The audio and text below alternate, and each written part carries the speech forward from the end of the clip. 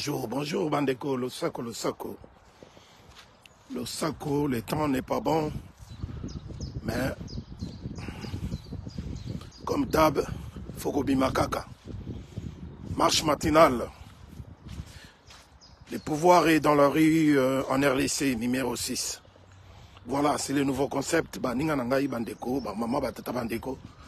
On est ensemble avec ce nouveau concept.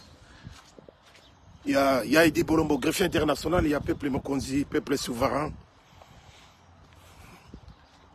On rentre dans une nouvelle rubrique. Ndenge Kaka. Toza ko sala mikolo yo nyonso pona ko lamusa peuple pona ko zonga peuple na nzela pona ko kotsa peuple na autoroute. Na projet unique oya. Il y a que Tobundela Mboka pour libérer les pays. Voilà, c'est notre philosophie. Bokoto.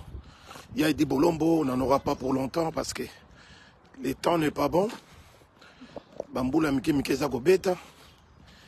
Et il faut en profiter pour au moins passer le message et dire quelque chose. Donc, Bokoto, bonjour à vous. Mbote Bandeko. Bonjour à Vigny Pongo. Vigny Pongo, petit frère propre Mbundeli Mboka en direct de Paris. Le Sako na Maître Nzube, Maître Aubin, le Sako na Maman Béatrice Lokwa, 10e commandement, le Sako na Janet Mafumba. Il y a eu Yangoana, Jalu Mundela Bangwandi, Mibaramo, Roger Bamokande, Mibaramo, Roger Bamokande.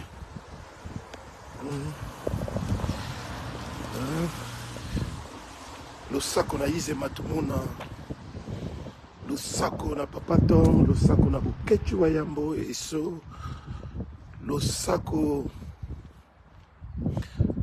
Makasi na Kisambola, le Sako Lucius, merci beaucoup. Na Bob Mabata, ambassadeur Bob Mabata, Axel Niwa, Albert Nzia, Bolanga Lamiyake, Lydie Demil, Maman Ferro Kelani, Maman Mongala, Brigitte Mongala, Yaya Yangoana, Maman Déboulonné TV, le Sako na Zaoula Sabino Iloko Moko. Bandeko Nangai, Naye Ponako Loba, au moins 2 petites choses. Enfin, c'est pas petite, mais bon, on va le dire quand même.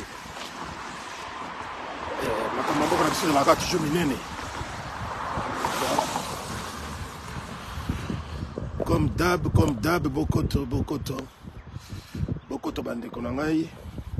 Et partagez si vous le voulez bien, s'il vous plaît. C'est pour l'intérêt de notre pays.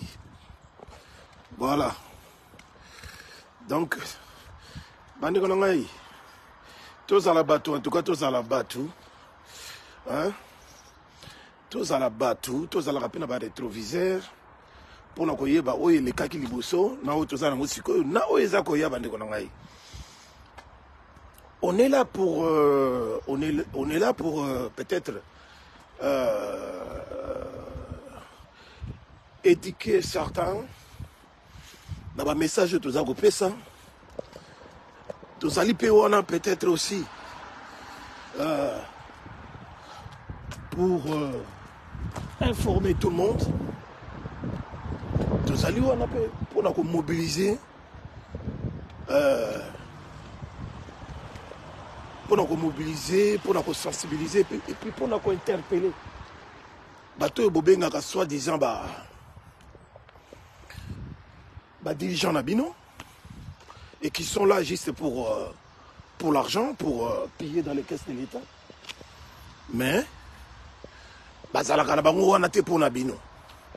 Voilà donc Bandeko Nangai et l'autre toko nakoko yebisa bido yangoana ya liboso po boyeba que mboka oyo tozali mboka oyo tozali na poto na Belgique na France et tout ça et tambolaka na ba loi il tambola la loi, il tambola la principe que tout le monde doit respecter. Tant mboka moko eza na ba loi, eza ko respecter ba loi te. Bozo tambola nenge longo banité. Hein? Bozo tambola nenge longo banité.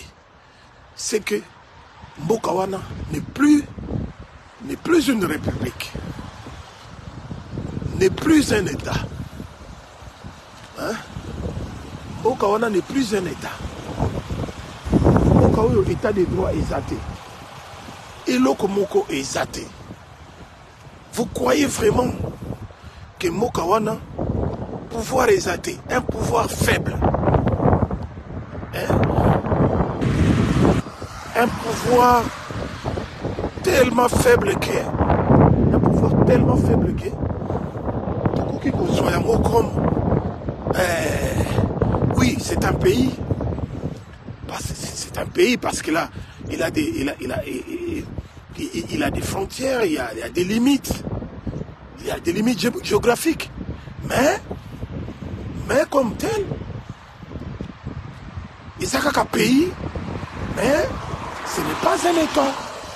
Donc, tant que le Bakao, gouvernement ceci, gouvernement cela, Bonaboye, Sama 1, ceux qui Sama 2, tout ça c'est des bobards. Wana nyonso eza biloko ya pambala. Parce que pouvoir ya malonga ezate. Moto ya tche Sama wana, batu bachi ba Sama wana, ba Félix Chilolo, tous des étrangers. Le pouvoir est ailleurs. Bango bazo tcha bango. Oh ba Jean-Pierre Bemba baye. Ba Jean-Pierre Bemba baye. Ba y a pour le gouvernement Sama 2. Ba Kamere, ba Peter Kazadi, ba Mboussa Nyamousi, tout ça. Tout ça, ce sont des numéros. Et ça, peut-être le gouvernement alimentaire. Et comme il y a tout le monde dans poche. Voilà, c'est clair et net. Tout est dirigé de l'extérieur. Ou quand ça dit que Bemba Nenga Goyawana, à quelque chose, à changer quelque chose, à bongus armé, ou bien sûr rien, niet, zéro. Tout ça, tout ça c'est là, tout à l'heure, dans la salle. To mettre en défi, hein, à l'acsabiso et l'eau nini aïe, et puis changement nini, à instaurer dans Bokawana. Rien. Parce que tout, bazaba criminel.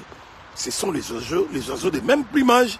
Outi bangonyo ceci kamoko, yako boma batu yaba criminel, yako yiba bambongo, hein, yako s'enrichir, enrichissement personnel, et puis yako kokosa, yako kosa peuple.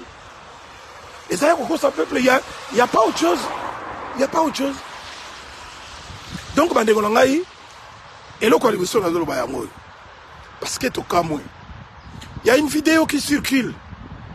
Il y a une vidéo qui circule. Et ben, qui circule, il y a, c'est pas 48 heures. Hein? 48 heures, 36 heures. Il y a Okechiwayam. Vidéo wana, c'est un virus. Virus, on a parlé de Babouaki Ango. Virus, on a parlé de Babouaki Ango. Batou. Il y a Jean-Pierre Bemba. Hein? Il y a Jean-Pierre Bemba, politique na bango bazo sala ya mafia na Congo et continue ndingwana.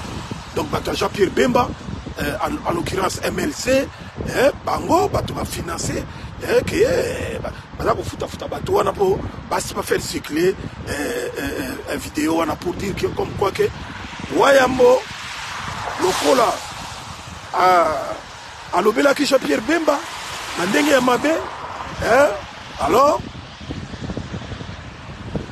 fallait se koyo,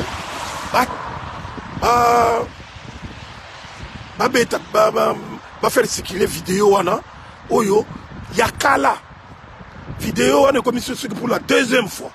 Bato liboso ba utiliser que vous bato IDPS. Si koyo bato ya il y a Jean-Pierre Mbemba ba eko utiliser même vidéo. Il y a des gens qui sont wapi bino ba tout bino ba congolais réseaux sociaux comme pays na bino. Bozalaka tout le temps wana. Et puis oyebi yango bien. Hein? Vidéo wana bandeko na ngai. Et puis entre 2014 2016 il y a des Camerounais parce que les combattants il y a des bicolo phénomène combattant et sont en plein phénomène combattant et comment les Africains tout ils vivre dans la dictature et comme ça. Voilà donc vidéo les alliés à Camerounais ils français. Les bateaux bêta tatawana, bateau bala français, drapeau que tu as Cameroun, moko lati yango, n'enga na lati drapeau ya biso ya lokumu. Il y a Zaïre na Kingo, hein? Il y en avait un aussi dans kata ba Camerounais na lati drapeau, mais il y a ba Camerounais. Bazale bo bêta un conseiller il y a ambassade ce qui il y a Cameroun. Pour avoir problème na bango ya dictature ya Paul Biya. Hein? Bon c'est quoi n'est-ce pas bande kolongai. Bozala tozala pe bat tozui ba coup de fil. Na zui ba coup de fil. Donc bande kolongai tout ça c'est de la distraction. Batu oyo arme wana na bisa bino ke za distraction et arme mususu ya mibale yango de la distraction. Batu wana ba on va pouvoir sans pouvoir pour créer la distraction. Bako boka kaka ba virus nengona pour la bino tout bosso para kuna ba yebike bino ba congolais bosso para na bino wa ouais il est bien en bonne santé et tout ça na yé hein il y a pas de problème il faut kaka on lu kaka comme ya wayambo ya mondele mususu boliaka na ngoba bongo voilà donc il no kwa liboso na yesa bino pas mutu lokwa Jean-Pierre Mbemba nani yango akondimela Jean-Pierre Mbemba penda aya kobundisa biso be ya kobeta wayambo quelqu'un qui n'a rien fait pour ce pays-là quelqu'un otokaka kombo mais kombo ne bima na sima papa na ye quelqu'un qui a pris qui à un certain moment il était vice-président de la République a gagné 300 000 na ye mais il n'a rien fait de spécial. Au contraire, en dehors, il y a des criminels, il y a des makamuna, il y a des Équateur, il y a des RCA, il y a des Kumba na CPI, a sali 10 ans en prison, il paye aux ongles la bateau, avec une condamnation de subornation de témoins. Point barre. Maintenant, on y va, côté la paix, botika ba fanti. Donc, et point, il y a le besoin de gars, parce que tout ce qui est vite, ville et temps, hein, n'a pas quand on a sabine le romo, la sabine aussi. Voilà. Na ye, awa, pour la sabino et le komoko. Congolais, zaïroises et zaïrois. Toza batu, oyo, dès que le barabino, violence toujours. Au continent Bitumba oyo, prépare-toi en conséquence. Donc, Bitumba, n'est pas le barab Bitumba. Tout le barab on a mon côté. Et comme il temps il y a solution, il y a solution. Et comme il temps il y a et comme il temps il y a agir. Et comme il temps il y a agir, bon mon oyo est la autoroute. Oyo est la autoroute bandekolanga. Oyo est la autoroute. Nous sommes en Belgique. Oyo nazo la Sabino.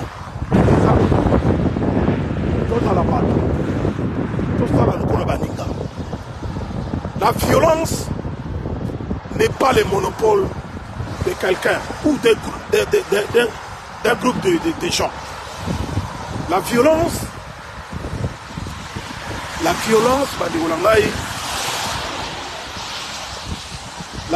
bandekolangai, ezalaka monopole ya bateau et bazo diriger bino wana te. O bazo diriger bino na makasi te. Ozomona oyo eza autoroute. Bango baza na autoroute, baza déjà na kati autoroute. Biso tout au côté na kati ya autoroute. Donc na autoroute Ce qui est au côté, bazonga rasimate. Ce qui est au côté, bazonga rasimate. Bon, dans l'activité, au monde, les accords circulés. Dans l'activité, pour le moment, les accords circulés. Donc, autoroute, ce qui est au côté, n'est au côté. Tous ont les soucis matés. Peuple congolais. Peuple congolais. Batu Yamabe. Batu Yamabe. Batu Yamabe. Batu Yamabe. Au côté là-bas, tout ça là-bas, on le rate autoroute.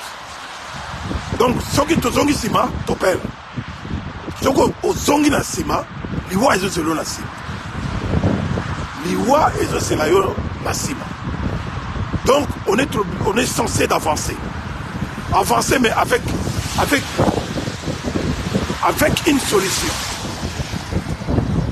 Solution Zanini. Kokanga. Koboma. Donc, mais qui va solution tout. Politique et simité. Politique et simité. Alors, il y a une solution, il y a violence. Parce que il y a une solution. Mon kirio, il y a une bateau. Kaka bateau. Il y a un bateau, violent. Vous voyez ce qui se passe en France. Ce qui se passe en France. Ce qui se passe actuellement en France. Révolte sur révolte. À cause de quoi? À cause d'une loi. Il y a une loi sur la retraite. Il y a des Français. Mais bon, mon indéni ni batuba bimi. Bon, mon indéni ni batuba tumbi. Bon, mon indéni ni batuba buki. Batuba zoki. Ainsi de suite. C'est comme ça qu'il faut faire. C'est comme ça que nous devons agir. C'est comme ça que nous devons faire. C'est comme ça que nous devons agir. Et ça, c'est que Mawa ou quoi? Non. Donc, on doit solution. Pour trouver solution, et il faut agir comme des hommes. Hein? Et des femmes avec des pantalons.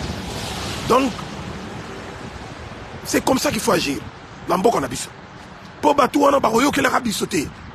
Des gens qui ont goûté dans le miel vont toujours continuer à le faire. Aussi longtemps qu'ils ne sont pas empêchés. Parce que les autres, ils habitent. Vous l'avez dans vos bêtes. Naïa, le pouvoir, comme on dit, est dans la rue. C'est dans la rue qu'on doit trouver des solutions. Donc, direct qu'il y a l'élo numéro 6. Il y a le pouvoir est dans la rue en RDC. Il faut agir dès maintenant. Tous les latés qui remet à demain trouve malheur en chemin. Boye bayangoke, tous en bat oyo et sengeli, tous en la toujours la conscience. Alors bah conscient bah tellement ébélé, il faut qu'on rééduque bango. Comme ça bah on a conscience. Bah tout quand bah il défesse, il dépeste. Oyo bah cerveau zika, bah il cervelé, oyo bah fanatique, bah fanakuiti, oyo bah landaka bah Félix et tout ça. Hein? Donc le kuta et les cas qui tellement trop que et bêté n'a pas plafond. Et là on a mis balai la courrière c'est bien pour succès. Il y a eu trop de mensonges et ça continue à pleuvoir. Plein de mensonges. Oyo nenge papa na biso ngana lobaka. Félix a élé batu biloko misato. Oyo ayi kolongolisa ba ekai na ba mission batu. Il y a Liboso, blanchir l'occupation, blanchir les occupants. Tout ça, et ainsi de suite. Yami Balé, raconter des mensonges, rapporter des mensonges, manipulation. Et puis Yami Sato, il y a que légitimer occupation. Voilà Moussala Oyaï Gossal. Donc, à cause tellement, il y a trop que Yemoko a commis pédant na souka. A commis na souka. Lelo Oyo, dile kangie na kingo. Dile kangie na kingo. Makambutu, aloba akufa na est pour que règne la paix entre le Rwanda, le Burundi et le Congo. Est-ce que avant de na est, avant na est, akenda kuna tile loyo, bato bazela kaya ko makate. Je vais faire de la République démocratisée du Congo l'Allemagne d'Afrique. Est-ce qu'il y a ça là? Les lois ba comme rotonda partout dans ba kingo, bato ba mai ti na ba tolo, na kati ya capitale, na ba bandal, na ba gombe partout. Hein? Félix Chilolo, que des promesses. Na kotonga université na tel endroit. Na Équateur. Na kotonga boy na Kasai, n'en parlons même pas. Mutu ya lukuta ya jamais vu à cause tellement ya mingi, ya ko sakanate. Oh, j'ai trouvé la clé. La clé alimentaire, la clé pour donner à manger na kinko le konenga na kosabato. Kokosa na kokosa. Aza kokosa partout. Babanya Moulenge qui n'existait pas, ce sont des Banyarwanda, bien sûr. Baza bande konabiso. Oh ba bande konabiso. Oh boy na bo na bo. Donc ozomona mutu ya lukuta ya ndenge wana akomi tellement na sukake. Akomanika mutu ba fête. Akomana ye kiika elongi ya fête. Fête par-ci, okomona yazali. Fête ya anniversaire, okomona yazali. Fête ya mariage, ye wana zali. Partout ba fête na ba fête. Mais bazako bomba bato mboka na ye na est lelo oyo. Lelo oyo bato ba siliko sila. Soki bana est bana ya Goma o naza ko kumisa auto kumisa kambala mbala. Bazako telemate na ba mai. Ndemboka na biso c'est kei. Mais malgré ça, tala makamba lukuta, tala ba tactique ya lukuta oyo ya sali. Hein? Sous l'influence de Paul Kagame na bani. État de siège qui n'a jamais fonctionné. Un état de siège que moi j'appelle état de piège qui n'a jamais fonctionné. Au contraire, il y a qui ne libérer les sous. Bah action, il y a Paul Kagame, na batunaye, hein, na ba milice, na ba militaire, na force rwandaise, na ba M23 pour récupérer les sous de Mabélé. État de siège normal et zalaga. On remettre en cas d'agression, partout, agression rwandaise, il a fallu d'abord commencer à fermer les frontières. Atikali jamais au frontière. Il n'a jamais fermé l'ambassade du Rwanda. Atikali jamais au l'ambassade de Rwanda. Mais ce qui veut dire que des relations continuent.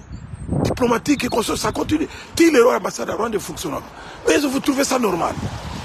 Mutu ya nenge wana za mutu ya kotika, za mutu ya koboma ya kokata. Donc, le problème est allé wana. Toujours comme le fait VH Alobaki.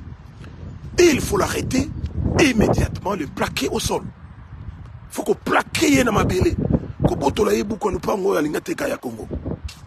C'est ce qui reste à faire. Nenga tambola kawana. Est-ce que bomoni mikolo azo tambola? Azo sur avion. Boto na avion wana ezawa siko. Hein? L'avion Boeing est garé quelque part. Dans une île, je ne sais pas où. En attendant, à revendre Yango. Mais, dans un nom d'emprunt, pour attaquer Yango, fisc belge, fisc, et comme il y et comme il y a Botala Moutou ya Lolendo, Moutou ya Moyibi, Oyo à Kanakike, un jour, comme président de la République. Mais dommage pour lui, au lieu comme président de la République, il est devenu plutôt, il joue plutôt le rôle d'un président de la République. Il joue plutôt le rôle d'un président de la République. C'est comme dans une pièce de théâtre. Dans une pièce de théâtre, hein, on donne le rôle à chacun des comédiens. Donc, il y a rôle il y a président de la République. Mais il n'est jamais président de la République. Voilà donc Bandi Kolangay. Situation nini Oyo, Félix Chilolo, à cause Bandi Kolangay, Yabaluba, à cause Bandi Kolangay, Kasaya. Mais, toujours, parmi bango bomona kaka baza ko continuer ko kumisa mutu ya ndenge wana un énergumène ya ndenge wana oyo azata la valeur moko te na miso na biso lelo oyo azosenga akende sur la deuxième mandat. Vous trouvez ça normal? Vous trouvez ça normal? Le deuxième mandat, le deuxième mandat, c'est on prend toujours référence au premier mandat. Mais le premier mandat, il y a ça le côté rien, zéro, chichen. Qu'est-ce qui va présenter qu'est-ce qui va présenter comme quelque chose où il y a à rendre service dans l'État? Ce qui est là. Ma trop bande donc makambo yo lokuta tellement leki na lokuta na ye na lokuta ya communauté internationale à l'occurrence ONU et tout ça ça crime na kati ya Congo ONU pe azala kati MONUSCO à travers la MONUSCO ninga bakema boma une quarantaine ya ba congolais et puis leki ninga wana ba yeko boma à peu près 16 après et puis leki ninga wana donc oni oyo toza ko kumisa ke voilà bona boye yango pe comment nango ya ba crime ezalaka nango ya ba crime ezalaka jamais et bata comment tala nango ka intérêt na bango voilà bandeko na ngai bango pe na lokuta na bango tala lokuta ya munene secrétaire général ya ONU Antonio Guterres a combattu na niveau ya kokosa devant le monde entier la presse mondiale pour nous baquer moyen ba bundana M23 moyen va intervenir ils allaient susciter parce que M23 cette milice a énormément des armes hein? Il a énormément des armes sophistiquées même où yo bango bako faire face à côté nous sommes nini une raison pour se décharger, pour ne pas prendre leurs responsabilités. Force y a paix dans le monde. Donc, aux hommes le kuta na le kuta donc na ba mindeli bango tout to kangi bango le kuta. Alors c'est à ces moments-ci que nous devons profiter. Parce que le bango ba li wana communauté internationale, la multinationale, bateau on a tout. Pourtant, bon, on a Sarkozy, Jean-Pierre Raffarin, Macron, hein, secrétaire d'État américain, c'est pour protéger leurs intérêts en RDC.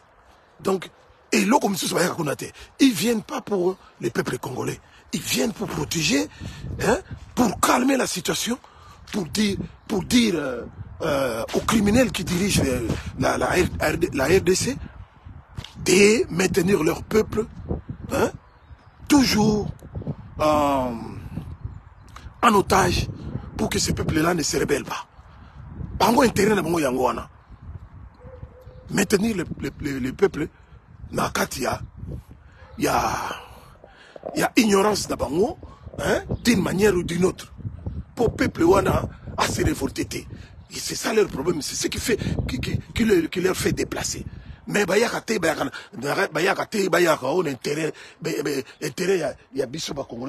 alors c'est à nous-mêmes biso moko tokotana ne tokoti notre route to bouter batouana dehors to bengana bango par la force je dis bien yango de loko na yeko yebisa bino pona mkola lelo hein to bimana lokuta to bimana to yebi déjà ça a commis au point de savoir ce qui se passe. Donc, kolobate ke ozali, yebakite, bona beauté. C'est comme ça dans la vie. C'est comme ça dans la vie. Bamo mindele, bakolo violence, babotola bamikili, bamboke belé, la violence kaka. Hein? Bango bazoka sake biso, toza Yougoslavie. Bazoka sake biso, tozali Soudan. Non, il faut tout l'accès bango nengwana. Alors, la succès wana pona lelo, en tout cas, mbote mingi na Blaise landana ya Blaise bilili yango wana hein bilili yango wana koboka mbote na Yves Steve Manungwene mbote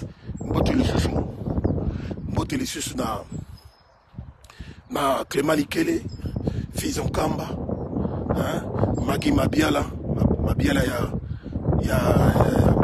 ya Besnel Kabane hein Iber Badibengi Losako Voilà, donc Gabi Ngadipovi, Docteur Gomez, le Sako. Donc Bandiko Nangai, sans oublier honorable Alemboyo, Yamama Gimboyo, Nazako Zela, honorable Alemboyo, le Sako. Voilà, donc Bandiko Nangai, Tokomi Mbalasima. En tout cas, Zamba Pambolabino, Kimia ou Mabuta Mabino, donc Tokomi Mbala Esima. Merci beaucoup de m'avoir suivi. Partagez la vidéo,